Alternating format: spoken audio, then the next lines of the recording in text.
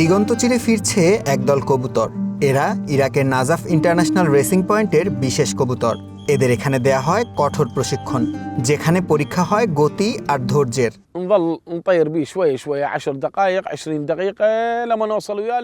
আমরা শৌখিন খামারদের কাছ থেকে খুব অল্প বয়সী কবুতর সংগ্রহ করি। প্রথমে এদের 10 দিনের জন্য কোয়ারেন্টাইনে রাখা হয়। পশু চিকিৎসক এদের নমুনা পরীক্ষা করেন। রিপোর্ট নেগেটিভ এবং পাখি সুস্থ প্রমাণিত হলেই কেবল এদের মূল লফটে জায়গা দেওয়া হয়।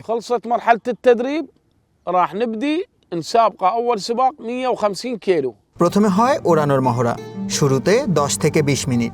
মাসখানেক পর সেটা হয় 1 ঘন্টা। এরপর শুরু হয় দূরপাল্লা ট্রেনিং। 70 কিলোমিটার পর্যন্ত ওড়ার কৌশল শেখানো হয় এই কবুতরগুলোকে। এরপরই মেলে মূল রেসের ছাড়পত্র। চূড়ান্ত রেসের আগে চলে প্রযুক্তির ব্যবহার। প্রতিটি পাখির পায়ে পরানো হয় ইলেকট্রনিক চিপ রিং। রেস শুরু হয় বাসরার আল ফাউ থেকে, গন্তব্য 480 কিলোমিটার দূরের নাজাফ।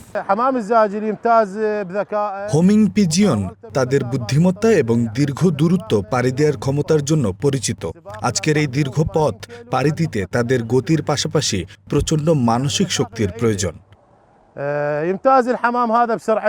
6 ঘন্টা ওড়ার পর প্রথম পাখিটি লফটে পৌঁছায়। 830টি পাখির এই লড়াইয়ে জয়ী হয় হুসেইন আল কাবির কবুতর।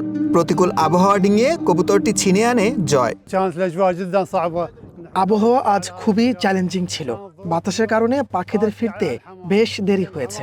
আল্লাহর রহমতে আমার পাখিটি প্রথম হয়েছে। আমি অত্যন্ত আনন্দিত। একসময় কবুতর ব্যবহার করা হতো খবর পৌঁছানোর কাজে। আধুনিক যুগে কবুতরকে সেই দায়িত্ব থেকে দেয়া হয়েছে অবসর। কিন্তু শত বছরের ঐতিহ্য ধরে রেখে ইরাকে এখনও টিকে আছে কবুতরের এই রেস। সুলাইমান সবুজ, ওয়ান ইন্টারন্যাশনাল ডেস্ক।